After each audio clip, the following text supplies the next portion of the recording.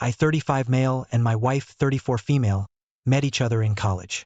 It was love at first sight. We were in the same thesis group during our senior year. We went to a large school and we didn't have the same major, so we didn't cross paths until then. We were both from 2 different states, but we loved the city our school was in, so we planned on staying there after graduation. We didn't want to live together right after college, because we worried that it would put a lot of pressure on our relationship. We continued dating as normal for a year after graduating and decided that we wanted to live together then. I never once doubted our relationship. I knew that she was the only woman for me, and I planned on marrying her. I proposed to her when we were 25, and a lot of our friends from school were surprised by it. A lot of people didn't think we were going to last.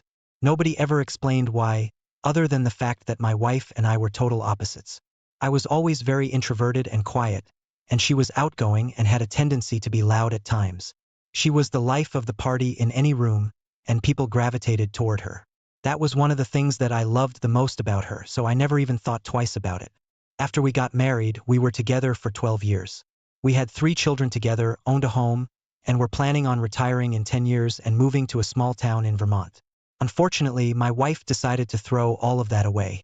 My wife was a marketing executive and she had a pretty lavish job. She traveled a lot and she managed a lot of overseas clients for her firm. I always thought that we had a strong foundation for our marriage, so I never worried about her when she went abroad on business. I knew that she went sightseeing and had friends in different countries, but I never suspected that she would be cheating on me when she left. I never suspected anything until I found a pregnancy test in her bathroom while she was away. After our 3rd child, we decided we didn't want any more kids. We went over all the options, and the least expensive and least invasive way to prevent pregnancy would be getting a vasectomy. So I did. After that, my wife stopped taking birth control, and we didn't have any issues. So, when I was cleaning my bathroom and saw a pregnancy test in the trash, it raised some suspicions. In hindsight, she had been displaying signs of morning sickness, but if she needed to take that test, that meant that she was at risk of getting pregnant, and I knew it couldn't have been by me. When I found the test, my wife was abroad. She was on a 6-hour time difference from us, and I knew that she was probably asleep. At least, when I talked to her around 4 p.m. my time, that's what she told me she was doing. Out of curiosity, I checked her location on my iPhone to see that she wasn't at her hotel. It looked like she was at a restaurant in the heart of Stockholm. If she wanted to go out to dinner with a friend, she would have told me that and I wouldn't have had any issue with it. Instead, she lied to me about going to bed. I knew that if she was lying to me, she must have been up to something. I went into her office and logged into her computer to look at her emails. Thankfully for me, she kept her lodging credentials on the inside of her notebook. I searched through everything that I could to find any sign of an affair and I found it. It seemed like she was sleeping with a client she was on a work trip to see. I looked through emails and saw exchanges of pictures and updates about each other's lives. The message chain that I found dated back 3 years, but it looked like there were even more before then. They were telling each other about their families and plans for the future. A lot of the messages seemed very friendly, then some were extremely explicit. I did some digging and I found out who the guy was. I already knew that he was a client, but I didn't know that when my wife studied abroad in college, she met him and they had stayed in contact ever since. She knew him even before she knew me. It looked like both of them lived their lives with their families and jobs, and whenever they had the chance they would get together for sex. I spent the entire night looking through the vast history that they shared, trying to piece everything together. I was destroyed by it. I loved my wife more than anything in the world, and she had kept a secret like that from me the entire time I knew her. I didn't know the person I was married to and I wanted out. There was no way I was going to stay with somebody who would lie the way that my wife had. I contacted a divorce attorney first thing in the morning and sent them all of the documents I'd put together with screenshots from my wife's computer. On top of everything I found, I discovered some interesting business secrets between my wife and her affair partner that I thought her boss might want to be privy to. Mainly, her trips abroad were entirely unnecessary. She was budgeting in fake trips at work and paying with company cards. There were private conversations between her and the other man where they planned dates to get together and came up with viable excuses for work. It was just an added level to how deceitful my wife was. I didn't tell my wife about it when I found everything out. Instead, I waited for her to get home. However, when she texted me before her 13-hour plane ride home, I had a brilliant idea to blow up everything for her while she was blissfully unaware. I reached out to her boss and I sent him everything. He was shocked by the information and told me that he was going to speak to others to see if he could gather more information. Meanwhile, I packed a few bags for myself and the kids and went to stay at my mother's house. We weren't going to be there when my wife returned home. Later that day, I put my kids to bed and eagerly awaited the phone calls from my wife, as she realized exactly what was happening to her. Around 1 o'clock in the morning, I got dozens of text messages and calls from her telling me that we needed to talk. She asked me where I was with the kids, and all I did was respond that I was divorcing her and the kids were safe with me and their grandmother. She ended up coming over to the house and demanding to see the kids while they were asleep, causing a big scene. I showed her the kids so she knew that they were okay. Then I told her she had to leave. I advised her to get a divorce attorney and to be prepared for whatever her boss had in store for her. She told me that I had no right to go through her personal belongings the way that I did, and she planned on filing a lawsuit against me. I didn't know how something like that would hold up, but I figured I would talk to my divorce attorney about it anyway. From what I understand, something similar happened with her partner abroad. I sent information to his employer about the misuse of company time and funds. I didn't know them, but I followed his wife on social media to see if there were any updates. She did end up leaving him. I divorced my wife and she tried to put up quite the fight in the courtroom. There weren't any grounds for her to sue me in any way. On top of the divorce, her former employer filed against her for embezzlement of company funds. It looks like she's going to be getting out of that with a hefty fine, but she likely won't have to face jail time. However, the embezzlement suit helped me in the custody hearing. Now I'm living my life happily without her. It hurt a lot at first and it took a lot of adjusting, but I know now that she wasn't who I thought she was. The woman I married never would have treated me the way that she did. I'm glad that I found out who she really was and left her while I had the chance. OP, it sounds like your wife was a pathological liar. To be able to continue an affair with somebody abroad for as long as she was without ever showing an inkling of the truth is scary. She seemed to have mastered the craft of lying. It's good that you contacted her employer about what she was doing, because it is illegal to use company funds to buy yourself plane tickets and hotel rooms. She's lucky that she got away with just a slap on the wrist and nothing more. For the affair to have gone on for as long as it was, I would venture to say that she embezzled quite a bit of company money over the years. I'm glad that you are away from her now and realizing that you are better off without her. Now let's move on to our next story. My wife and I had been married for 8 years and we had 2 children together. I loved her dearly and I would have done anything to make her happy, but she ruined our family. We met through a dating app and started seeing each other shortly after matching. We just had so much in common and we clicked right away, so it only made sense for us to see where the relationship could go. Things got serious when she got pregnant with our first child. I think the news kind of fast-forwarded our relationship. It wasn't something that either of us seemed to be upset about though. We were excited and we were in love. My wife gave birth to our beautiful daughter and we were as happy as could be.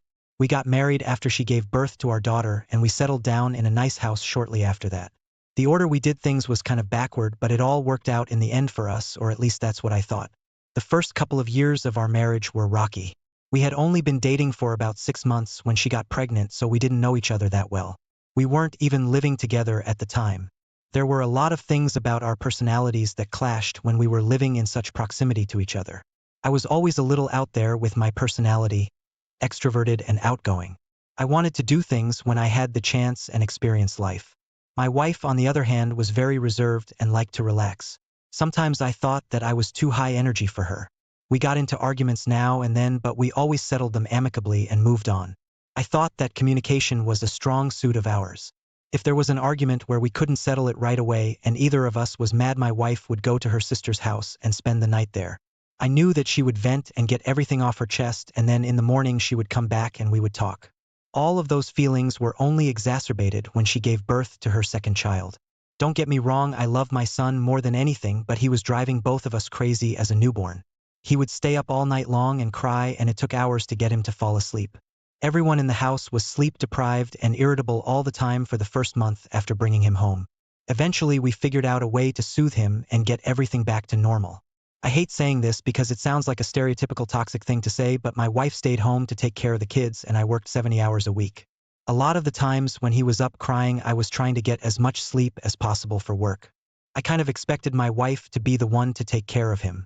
Months had passed since that was an issue, and I hadn't even realized that it was something that my wife was holding on to.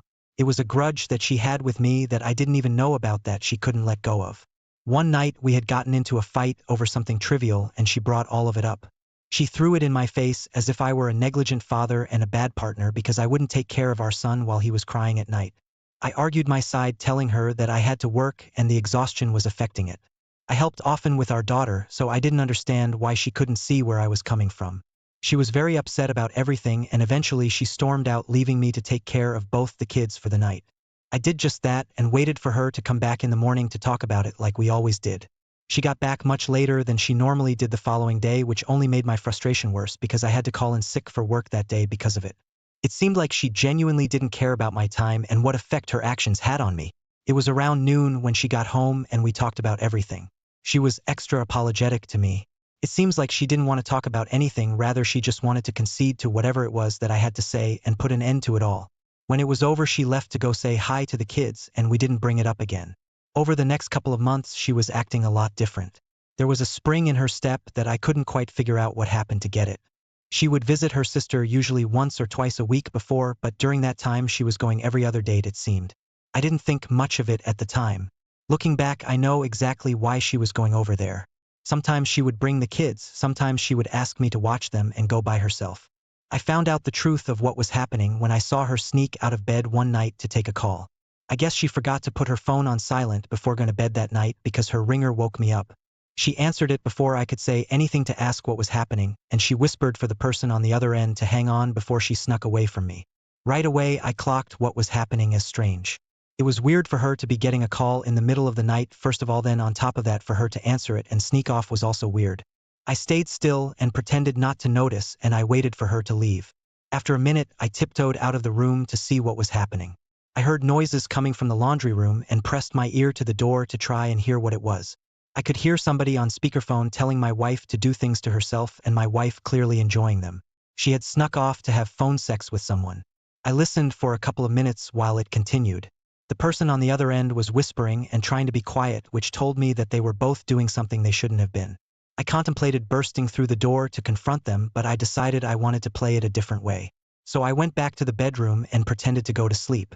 She didn't come back for about half an hour. I stayed up waiting until I could hear her snoring next to me, and I got out of bed, taking her phone with me into the kitchen. I looked at her most recent call and saw that it was a familiar name. It was her sister's boyfriend. Her sister, her best friend in the world, had been dating her boyfriend for 5 years, and she was head over heels in love with him. Her sister dated a lot of losers, and she thought that her boyfriend was the one for her. She wanted to marry him and start a family with him. As shocked as I was that my wife was cheating on me, the fact that she was cheating on me with her sister's boyfriend made it so much worse. I just couldn't believe it. I looked through the text messages and saw both of them planning times to get together when her sister wouldn't be home and sending each other pictures and videos. I was already extremely upset about the cheating and the lying, but then I saw times when my wife told him that she had to bring the kids along with her. I was furious and I wanted to ruin everything for her. I took as many screenshots and I saved as many videos as I could, and I sent all of them to myself. I went back to the bedroom and put her phone back, then went to the living room to sleep for the night. I couldn't stand to be around her. I called out of work the following day and went to a cafe where I searched online for a divorce attorney. I found one and set up a meeting with them as soon as possible to end my marriage.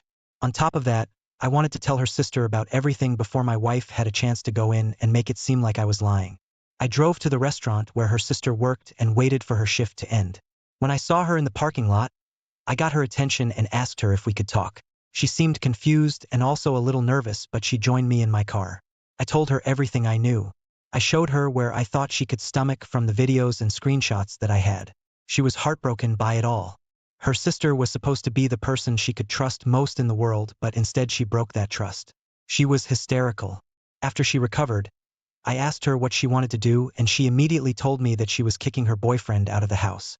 She got angry very quickly as she started talking about it. I hadn't realized, but he didn't have a job and he wasn't paying rent with her. He was basically a broke, talentless SoundCloud rapper. I ended up driving her to her house and staying there with her while she broke up with her boyfriend, kicking him out of the house and throwing his things out of the window. Her boyfriend seemed like he wanted to beat me up, but he didn't try. If he did, I would have probably sent him to the hospital.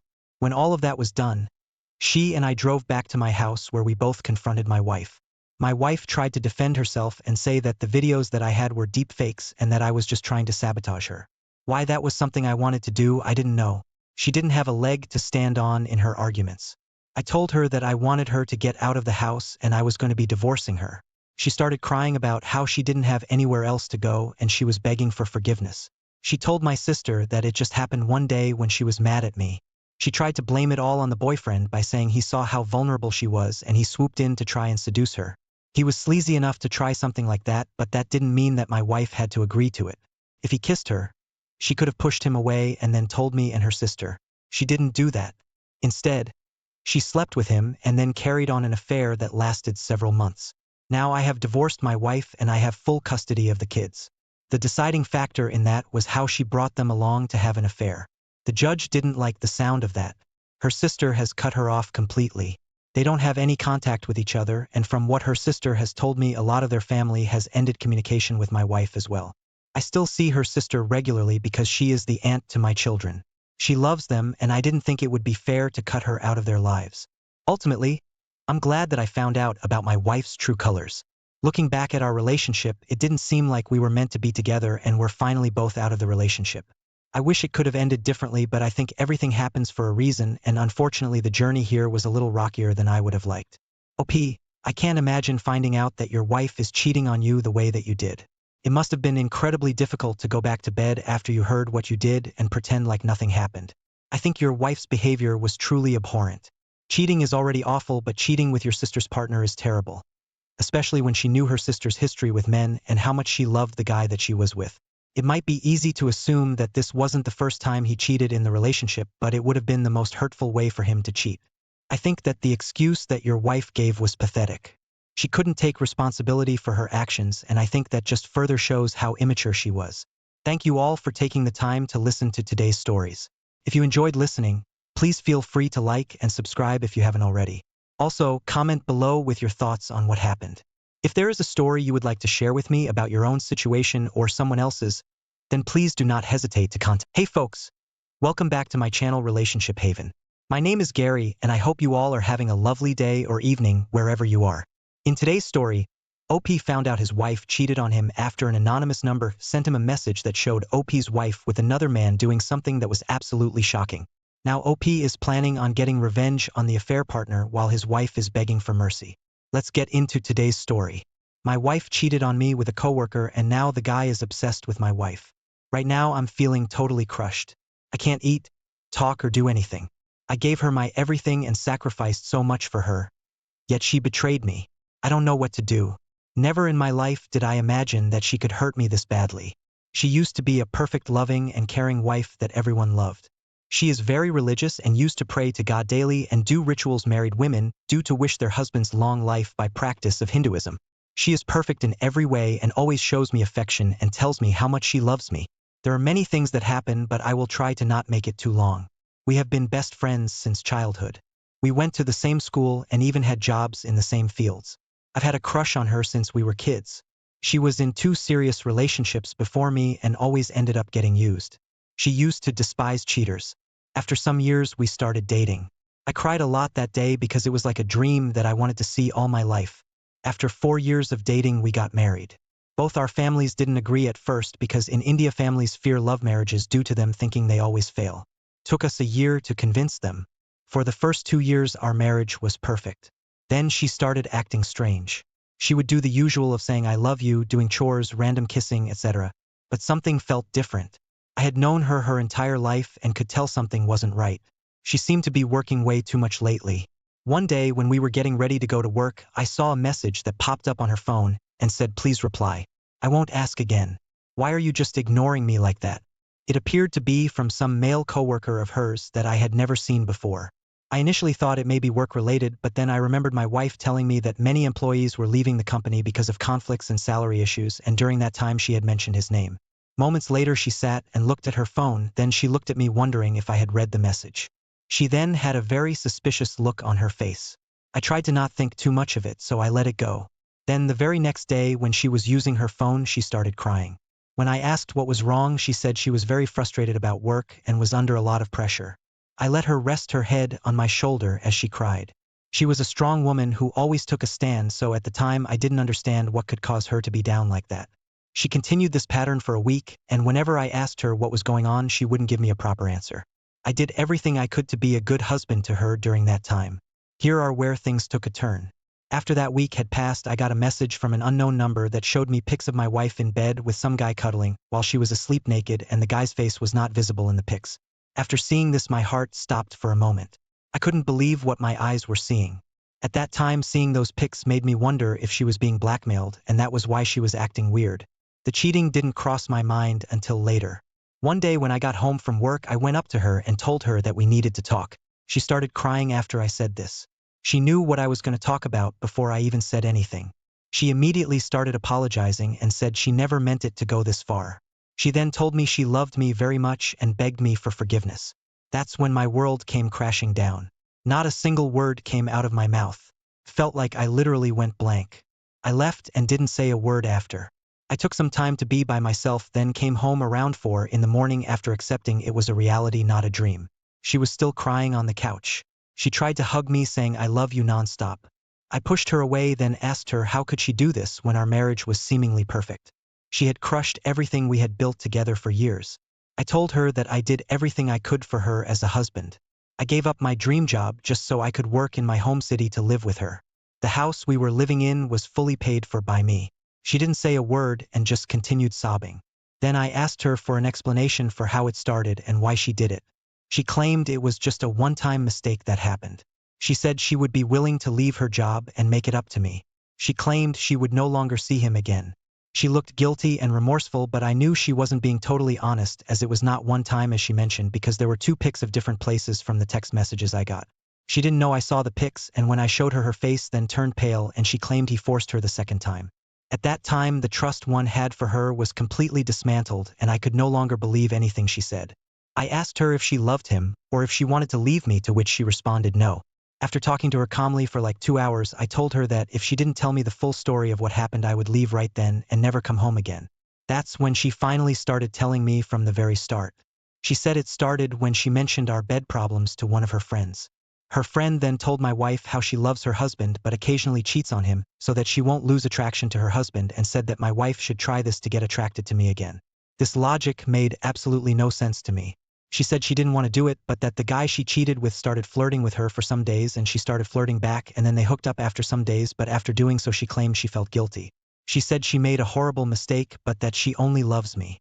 After it happened the first time, she tried to cut off contact with the guy, but he insisted to do it just one more time.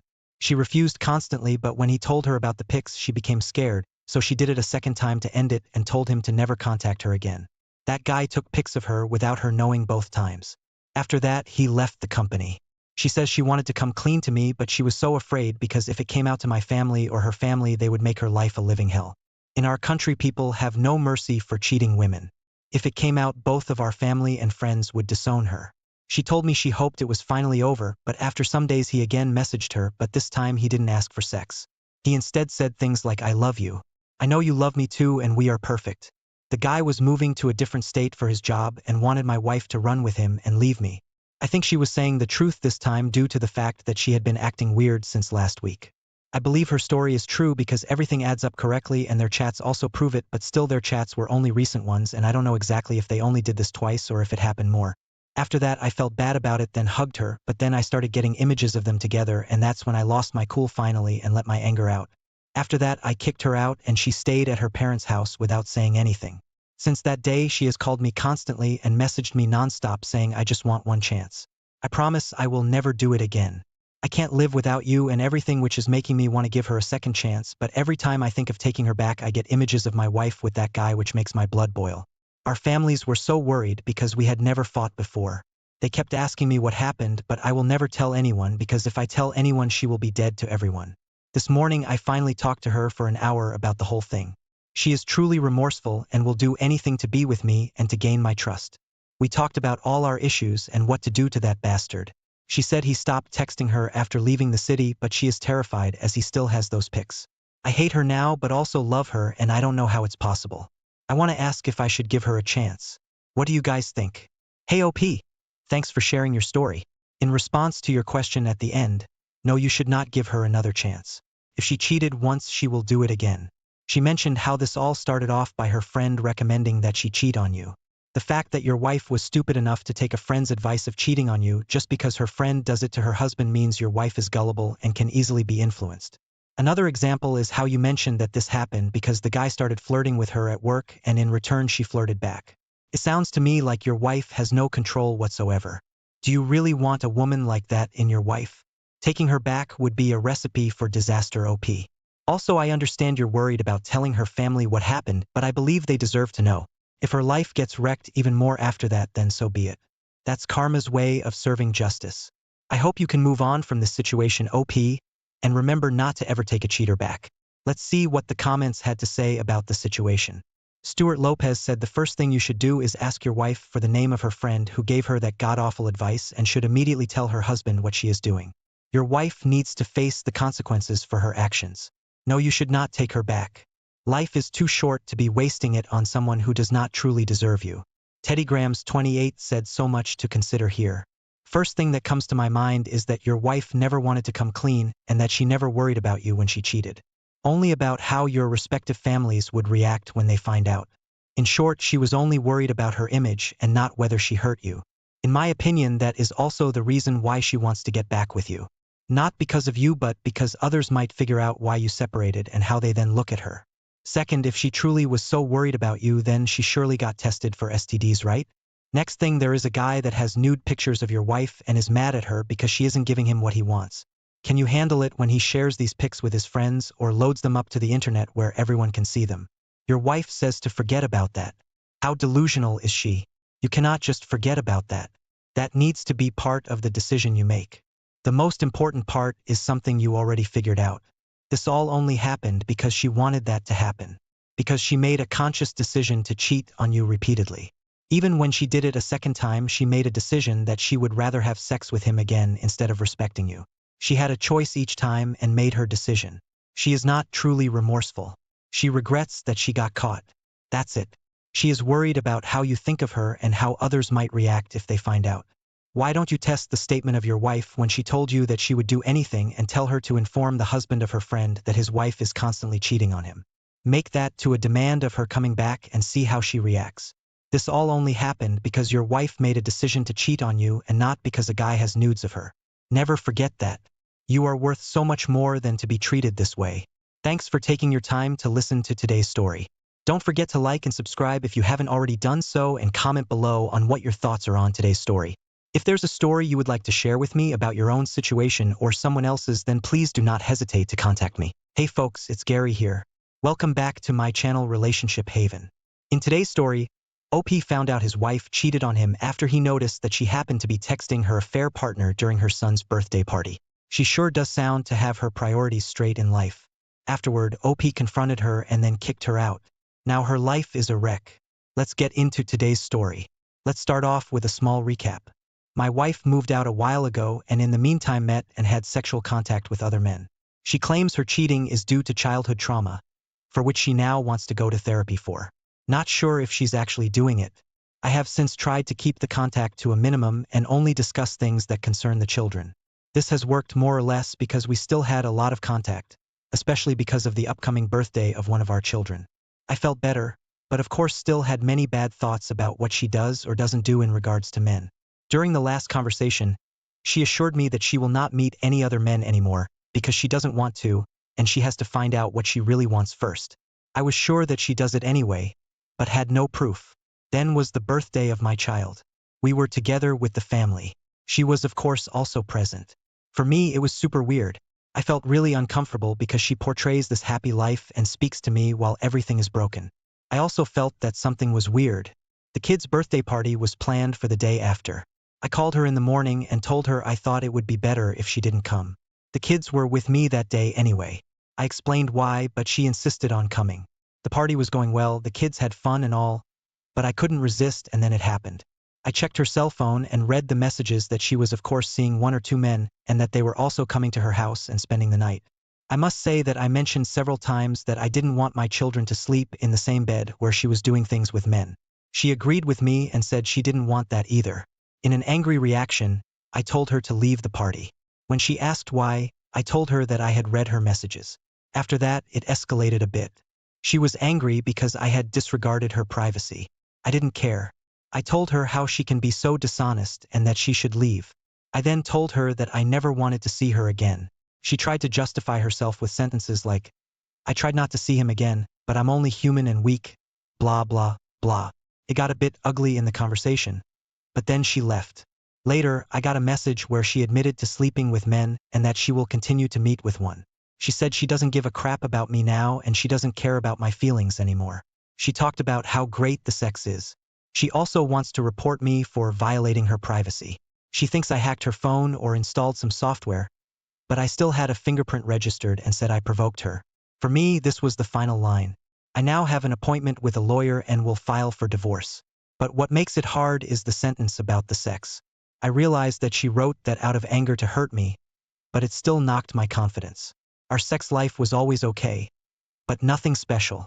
I was her first and she was always rather reserved to discovering her own sexual passion, and had also mentioned earlier that she liked her experience. I'm also afraid that now it will come to an ugly divorce and it will be more of a rose war, also regarding the children and the fact that they will eventually see their mother with another man. I had a conversation yesterday with my daughter, close to 10 years old, who doesn't want to be with her mother because she feels uncomfortable there. She was sad because she wants her mother to move back in. I tried to explain to her why that is not going to happen. I told her that it has nothing to do with the children, that mom still loves her, and that I love her more than anything and will always be there for her. I'm not sure how much I can tell my daughter something like she is dating other men. I think is rather wrong to say. I'm also really scared about the future and how I'll feel, how my kids will be, how long will it take me to get over my wife, etc. Update. After thinking more about the situation, I realized I wanted to limit personal contact to an absolute minimum and do only what is necessary because of the children and started to follow through. A couple of weeks ago, I had planned a ski weekend with my kids. Just before we left, one of my kids started making a scene because they didn't want to clean up the room. This led to discussions and to the point that the child said they didn't want to go with me and want to stay with their mother, so I told the child to call their mother and clarify it. Of course, it wasn't an option because of work and who knows what else. I was very emotionally charged at this time because I was really looking forward to the weekend and so were the kids, and because I still blame my soon-to-be ex for the shattered situation and how my kids feel. I had talked several times with the child about how they feel, and of course they're doing really bad with it, quite the opposite of what their mother thinks, that it must have no effect on the children. Anyway, I then took the phone because I wanted a confirmation of what is now the matter. It got a little out of hand again because I expressed to my soon-to-be ex what I think about it and why it happened. She hung up on me, and I sent her a one-line email with the words, "You can hang up, but that doesn't change the truth." The whole thing was like before an emotional act on my side. Meanwhile, I managed to let the situation cool down first and then react. This, in turn, triggered a very long answer from her, also definitely emotionally written, in which she described her truths. I will not elaborate here, but it was about what I did wrong and how I treated her wrong. Also, that she doesn't regret the affairs. One of them led to an abortion. How can you not regret that? So, again, completely trying to shift the blame and responsibility onto me. Also, and this is the critical point, she wrote, "The truth is that I don't want you in my life anymore, and I am ready to divorce you." I took the opportunity to respond to her BS and present things objectively to show her what kind of bubble she's living in, and I took the opportunity to point out to her that she's going to get a letter from my lawyer soon anyway about the divorce. I explained to her in detail and objectively why I have no more hope for us, and then came the answer, "I did not intend to divorce, but apparently you have planned and organized everything." I did not care, and I did not go further into it by replying. The fact is that she is screaming for a divorce with all her behavior and the things she says, maybe not in the illusory world that she has built up, because according to her, she thinks we would probably stay married and be a family with everything that belongs to it, but she may continue to see other men. This has shown me that she is absolutely not aware of what she has done and has not reckoned with the consequences. Presumably, she must have been shocked by my information. Since then, our contact has been almost exclusively related to the children. I have set up an app with a shared calendar and through which we can communicate child-related things.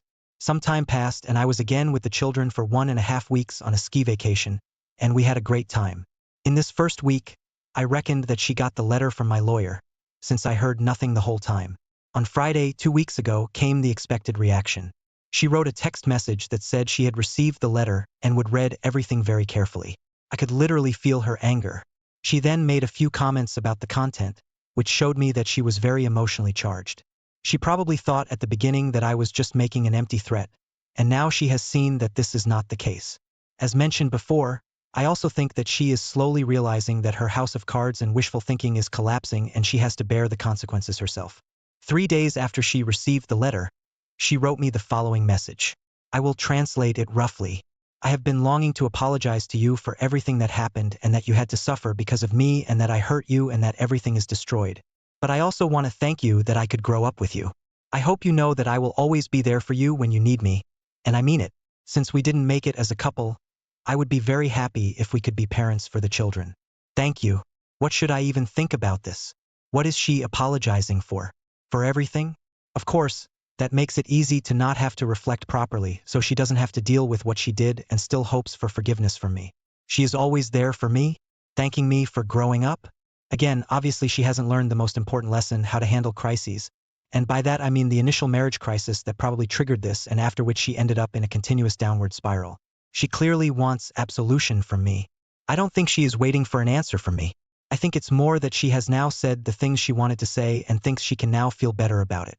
She also said that at one point she will now start to try to see things more positively, basically what I said to her for years, and now she's doing it as she already destroyed our family. Oh, and because of the report for abuse of privacy. She has at some point claimed that she went to the police, but she will not report me. Of course, not because she was probably told that she has nothing in hand and would only make a fool of herself. The divorce itself is initiated, but it takes between 6 to 12 months until the whole thing is through. What do you think? Should I answer or rather not? It's not about wanting to save the marriage somehow. I don't see any hope for it. Here's another update. A week ago I had written and now I need advice again. I am struggling hard and am just hurt and angry. Against my deepest desire for revenge, I have not responded to the message of my soon-to-be ex last week because of the advice here. But the whole thing just won't let me go. I am sure she is living her life right now and is happy. I am finally out of the marriage and I filed for divorce, which she probably wanted for a long time. She probably even has a new relationship already. I got my oldest child a cell phone with which the kids can call me when I'm out of the house and whatnot. On it is also the number of their mother stored because otherwise the kids use the home phone, which is much more expensive. Now it happened that my eldest has tried to call their mother, who has not picked up. The soon-to-be ex then later sent a text message to the kid's phone asking who the number belongs to. At 10 p.m., the cell phone was called with a suppressed number and 3 minutes later from their mother. So since I don't think my ex knows how to suppress the number, she was not alone. In addition, I contacted her Saturday through the co-parenting app because she had forgotten to do something kids-related. The answer was that she could only do it on Sunday, so she was definitely spending the weekend away, probably with her new guy. I really want no contact, but it seems that there is always some info coming to me that gives reason for speculation, and I absolutely cannot handle the fact that my ex is already happily in a relationship. She has no right to it, in my opinion, while the kids and I suffer. This is killing me, and I don't know how to deal with it. I don't want this to constantly haunt me and make me feel bad because I'm triggered everywhere. I'm probably additionally so angry because I know that as a divorced male with 3 kids, it's virtually impossible to meet a woman. I know because I tried, even though I don't think I am ready. I also tried without stating that I have kids, which worked better, but sure, that won't lead to a real relationship. Of course, she has no problem finding someone. As a good-looking and naive young mother, you are certainly an easy target or fetish for some. I doubt that most of them want something serious, but just take advantage of it. How do you deal with it? How do I change my mindset and not care about her anymore? Why do I love and hate her at the same time? Opie, here are my thoughts on the situation. Your mind is still in the early stage that is confused, angry, frustrated, and sad, as well as other waves of emotions. It does not matter if she is in a relationship or not. Eventually, you will be in one as well. It seems you have not changed your ideal mental identity of her to a more accurate identity. You seem to be caught up in who you thought she was and have not come to the conclusion that that person never existed but was made up in your mind. Don't rush healing and don't date before you're ready. You taking notice that you are not and taking steps not to are a good bit of self-reflection and would be unfair to them until you are in the right headspace. Your story is a lesson about being decisive and pulling off the band-aid and not letting things drag on. You guys were separated but living together for a year. Then you fully separated after that for another 6 months before she started seeing other men. Your relationship was done for a long time, but you two dragged your feet in fully accepting it and divorcing. You need to accept that she has moved on. She doesn't want you anymore. It sucks being rejected. No one wants that.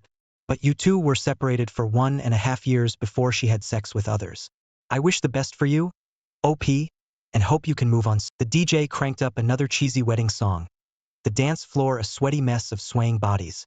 Sarah, radiant in her white dress, was laughing with my sister, oblivious to the bomb she'd just dropped. My blood ran cold. Did you just say, Dad? I croaked, the words catching in my throat. Sarah's smile faltered. What, no, she said, her voice a touch too high. I meant to say. The crowd noise seemed to fade away, replaced by a dull roar in my ears. My gaze darted around the room, searching for some escape pod from this surreal moment. Everyone seemed happy, blissfully unaware of the darkness that threatened to consume me. Sarah, I pressed, my voice low and dangerous. What did you mean by Dad? She met my gaze for a fleeting moment, a flicker of fear in her eyes betraying the carefully constructed facade. Then her face hardened. Nothing, she snapped, you must have heard wrong. Come on, let's dance. She reached for my hand, but I recoiled. The warmth of her touch suddenly felt foreign, repulsive. Dance? I scoffed. Not until you tell me what the hell that was about. The music seemed to screech to a halt, replaced by a collective gasp from the crowd. All eyes were on us now, the picture of perfect newlyweds crumbling before them. Sarah's cheeks flushed crimson. This is ridiculous, she hissed. We can talk about this later, in private. Later? How could I possibly wait later? The seed of doubt, once planted, was taking root, twisting and growing with each passing second. I wouldn't let her push this under the rug. Not anymore. No, I said, my voice firmer than I expected. We talk about it now. Right here, right now. The silence was deafening. Sarah's eyes darted around the room, desperate for an escape, for someone to intervene. But there was no escape. Not anymore. The truth, whatever it was about to come out. And a horrifying part of me, a part one didn't recognize, couldn't wait to hear it. The room held its breath, 1,000 eyes locked on Sarah and me. My heart pounded a frantic rhythm against my ribs, each beat echoing the growing storm of emotions inside me. Dad? I repeated, the word tasting like ash in my mouth. You're saying? Sarah's voice, when it finally came, was barely a whisper. Yes, she confessed, her shoulders slumping in defeat. Started at the reception. The revelation hit me like a physical blow. My own wedding reception, the very night I pledged my life to her, they were. A wave of nausea washed over me, threatening to spill over. But why? I managed to choke out, the question laced with disbelief and a raw, primal anger. Tears streamed down Sarah's face, carving tracks through her carefully applied makeup. I don't know, she stammered. He just touched me, and I didn't stop him. Disgust and fury twisted in my gut. Suddenly, all those little things I'd ignored over the years, the lingering glances between them, the hushed conversations, the way Dad would sometimes look at her with a possessiveness that made my skin crawl. All of it clicked into place. Didn't stop him? I echoed, my voice rising a notch. How could you just let that happen? I was young, she pleaded, and naive. It was just a moment of weakness. A moment of weakness? They continued this weakness for a year and a half. The betrayal was like a festering wound, raw and exposed. A moment? I scoffed. You call an affair that lasted over a year a moment? Sarah flinched at the harshness in my voice. It wasn't planned, she mumbled. It just happened. But it stopped, right? I pressed, desperate for some shred of normalcy, for some assurance that this wasn't a lifelong betrayal. Her silence was deafening. My gaze darted back to her face, the answer reflected in her tear-filled eyes. Did it? I whispered, the truth settling in my stomach like a cold stone. It happened again. Didn't it? The air crackled with unspoken words. Each beat of silence echoed louder than the stunned gasps that had erupted moments before. My gaze flickered between Sarah's tear-streaked face and the gawking crowd, a surreal detachment washing over me. It happened again, I finally said, my voice raspy. When? Sarah chewed her lip, tears glistening in her lashes. After Mom passed. So for 2 years, you. The words wouldn't 2 years of shared grief used as a twisted excuse for their betrayal. It was a mistake, she mumbled, as if that could erase decades of lies. A mistake, I repeated, a hollow laugh escaping my lips. This whole marriage seems to be one big mistake. Doesn't it? A sob escaped her lips, but I barely registered it. My mind was a chaotic storm, churning with questions and a growing sense of betrayal that gnawed at my insides. There's more, isn't there? I rasped, the words heavy with dread. Somehow I already knew. Sarah's eyes widened in alarm. No, she choked out, a flicker of desperation in her gaze. There's nothing else. But the lie hung heavy in the air, thick and suffocating. Intuition, honed by years of ignoring small inconsistencies, screamed at me. "Look at me, Sarah," I commanded, my voice low and dangerous. "Tell me the truth, everything." A tremor ran through her, and she finally met my gaze. The fear in her eyes mirrored the icy knot forming in my stomach. "It never really stopped," she confessed, her voice barely a whisper. We'd see each other occasionally for years. Years. The revelation punched the air out of my lungs. My entire married life, built on a foundation of sand, was crumbling around me. "But our kids," I stammered, a horrifying thought slithering into my mind. "There weren't others, were there?" Sarah's gaze flickered away for a fleeting moment. Then she locked eyes with me, her expression unreadable. The silence stretched, each tick of the clock an eternity. "There was one other time," she finally whispered, her voice barely audible. "One other time," I echoed, the words devoid of meaning. "When?" "Before we were married," Sarah mumbled, shame twisting her features. "Just a one-night stand." One night stand. Suddenly everything, the lingering doubts about our early days, the whispers about her past, clicked into place. My world had been built on a lie that stretched back before our vows were even spoken. The wedding reception felt like a lifetime ago. Gone were the joyful speeches, the clinking of glasses, the carefree dancing. In their place, a suffocating silence hung heavy in the air, punctuated only by the occasional sniffle from Sarah and the hushed murmurs of the stunned crowd. I couldn't bear to look at them, the friends and family who'd witnessed the unraveling of my life. Shame burned in my gut, a searing counterpoint to the icy rage that gnawed at my insides. Sarah kept stealing glances at me, her face a mask of guilt and desperation. Every time I met her gaze, I saw not the woman I'd loved for nearly 4 decades, but a stranger who'd built our entire life on a foundation of lies. Days turned into a blur of strained silences and tearful apologies. Sarah tried to explain, to justify, but her words were meaningless noise compared to the deafening roar of betrayal in my head. The weight of the secret choked the air out of every room. Conversation, once filled with easy banter, became a minefield of unspoken accusations and simmering anger. How could we talk about the weather, the kids, anything normal, when the very foundation of our existence was rotten? The thought of telling the kids was like a physical blow. How could I break their world apart like this? They deserved better than this tangled web of deceit. Yet, the thought of keeping this secret, of pretending everything was normal, felt equally unbearable. The innocence of our 17 grandchildren mocked the darkness that now consumed me. Their laughter, once a source of joy, now echoed the hollowness within me. Sleep offered no escape. Nightmares, vivid and relentless, replayed the scenes of their betrayal, twisting the knife deeper in my gut. The house, once a haven of shared memories, became a suffocating prison. Every corner held a ghost of a happy moment, now tainted by the knowledge of their lies. The furniture, the pictures, even the worn carpet, everything felt like a lie. One evening, I couldn't take it anymore. The silence pressed in on me like a physical force. I needed to get out, to escape the suffocating atmosphere of our shared betrayal. "I'm going for a walk," I announced to Sarah, my voice raspy. She looked up, startled, a flicker of hope flitting across her face. "Do you want me to come?" The question pushed me over the edge. "No," I snapped, "I need some time alone." Her hope flickered and died, replaced by a flicker of something that might have been fear. I didn't care. All I wanted was to escape this web of lies, to breathe air that wasn't choked with deceit. Stepping out into the cool night air, I slammed the door behind me with a force that rattled the windows. It wasn't enough. The anger, the hurt, it all boiled over, threatening to consume me. I needed answers, needed them bad, and maybe, just maybe, there was someone who could give them to me. Someone who'd known all along. Rain lashed against the windshield as I drove aimlessly, the wipers struggling to keep pace with the downpour. My mind was a churning storm, replaying memories in a relentless loop. Every happy moment from our marriage was now tainted, poisoned by the knowledge of their betrayal. Back at the house, Sarah had watched me leave with a mixture of fear and something else I couldn't quite decipher. Maybe desperation, pity, it didn't matter. Right now, all I craved was the truth, some shred of understanding in this chaotic mess. My gaze drifted to the rearview mirror, catching a glimpse of a familiar building, the retirement home where my dad spent his final years.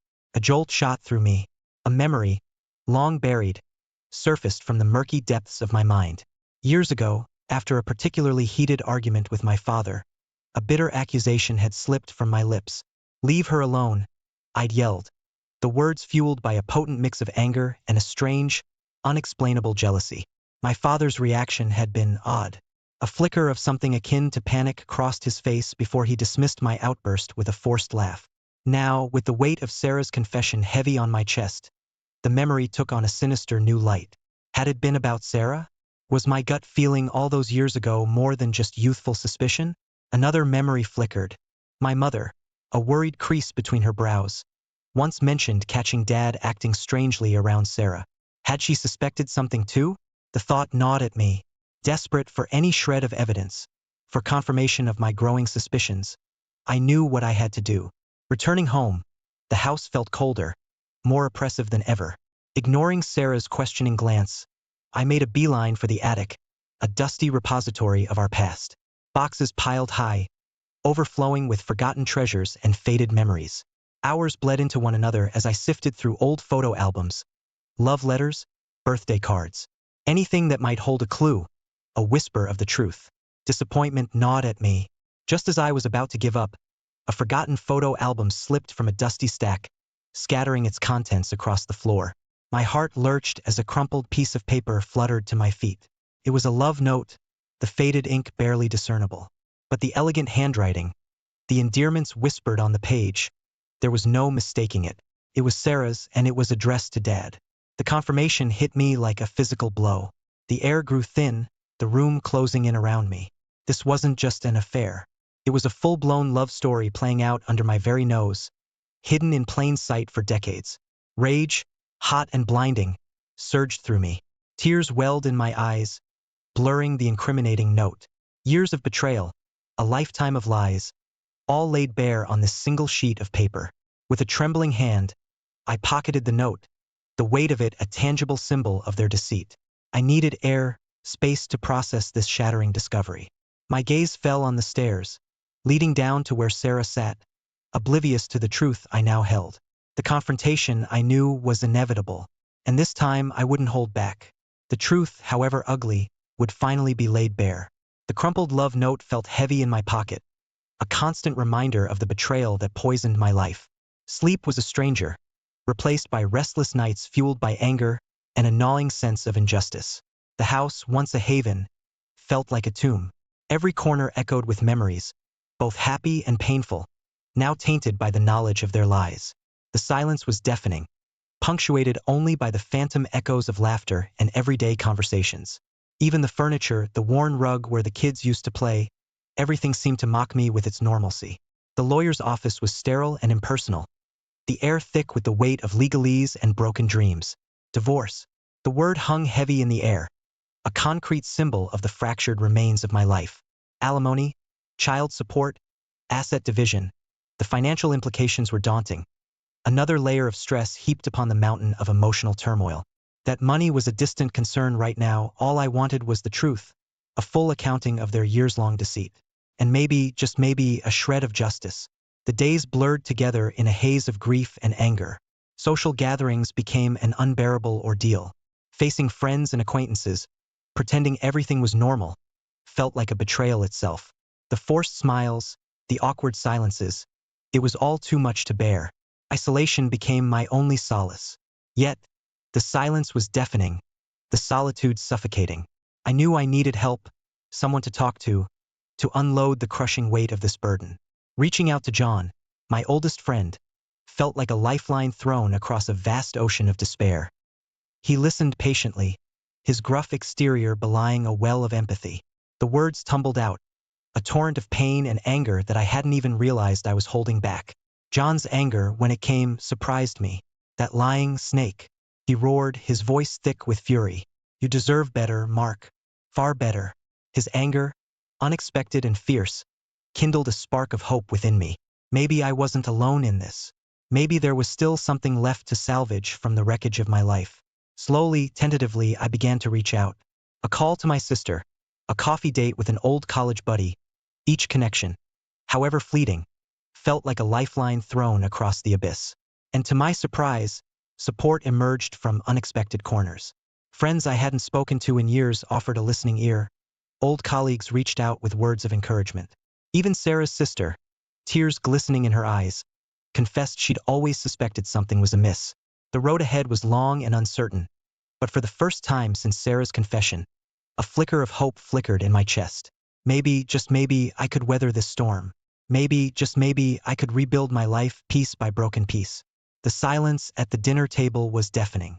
My gaze bounced between my two grown children, their faces etched with a mixture of sadness and confusion. The news of the divorce had hit them hard, forcing them to choose sides in a battle they never asked to be in. So, it's true. Sarah finally broke the silence, her voice tight with emotion. Dad's the reason? I swallowed the lump in my throat, the crumpled love note burning a hole in my pocket. Yes, I rasped. There's no easy way to say this, but it's been going on for years. The revelation hung heavy in the air. A bomb detonated in the carefully constructed facade of our family life. My son, ever the pragmatist, cleared his throat. How long? He asked, his voice flat. Years, I repeated, the weight of the betrayal pressing down on me. But how could you not know? My daughter choked out, tears welling in her eyes. Shame washed over me. The signs, I realized with a sickening clarity, had always been there. The lingering glances, the hushed conversations, the way Dad would sometimes look at Sarah with an intensity that made my skin crawl. I'd willfully ignored them, dismissed them as nothing. Now, the truth slapped me in the face, a bitter fruit of my own denial. The weeks that followed were a blur of legal wrangling and emotional turmoil. Sarah's lawyers, predictably, painted a different picture, portraying me as the cold, distant husband while casting her as the victim. The truth, as always, was a messy labyrinth. As the financial realities of the separation sunk in, the stress intensified. Adjusting to a new, smaller living space and a significantly reduced income was a challenge. But the emotional toll was far greater. Slowly, though, whispers began to reach me. Old friends, former colleagues, they all harbored suspicions about Sarah and Dad's relationship. Their stories, fragments of a larger truth, painted a picture of a betrayal that stretched back even further than I originally thought. The web of deceit, it seemed, ran deeper than I could have imagined. Spending time with the grandkids, however, became a source of solace in this storm. Their innocent laughter, their unfiltered affection, it was a reminder of the good in the world, a reason to keep moving forward. One afternoon, driven by a deep primal need for closure, I found myself standing at my father's grave. The wind rustled through the leaves, a mournful echo of the anger that churned within me. You bastard! I choked out, the words scraping raw against my throat. You stole not just my wife, but years of my life. Years I can't get back. Tears streamed down my face, a torrent of long-suppressed grief and rage finally finding release. There would be no apology, no explanation, just this raw, primal scream into the indifferent wind. Healing wasn't a linear path. There were good days and bad, moments of anger and despair followed by fleeting glimpses of hope. Small victories, a new haircut, a renewed gym membership, felt like giant leaps forward. Letting go of the anger and resentment towards Sarah was a crucial step. Forgiveness, I realize, wasn't about condoning her actions, but about freeing myself from the poisonous grip of the past. Filling the void left by the shattered relationship, I explored new hobbies and interests. Photography, cooking classes, volunteering at the local animal shelter. Each new pursuit chipped away at the emptiness, reminding me that there was a life beyond the wreckage of my marriage. The thought of dating again was both intimidating and oddly intriguing. Was I ready to open myself up to new possibilities? The answer, for now, remained shrouded in uncertainty. Forgiving the children, understanding that they were caught in the crossfire, allowed for a tentative mending of broken relationships. Holidays and family gatherings took on a new, more informal form as we navigated the new family dynamic. Then, one rainy afternoon, a chance encounter at the local bookstore turned my world upside down. There, standing in the fiction aisle, was Emily, a flame from my college days. The spark, rekindled after all these years, was undeniable. Could this be a new beginning? The future, once shrouded in uncertainty, now held a glimmer of hope. It may not be what I envisioned, but it held the potential for happiness, for a life filled with love and laughter. And that, I realized,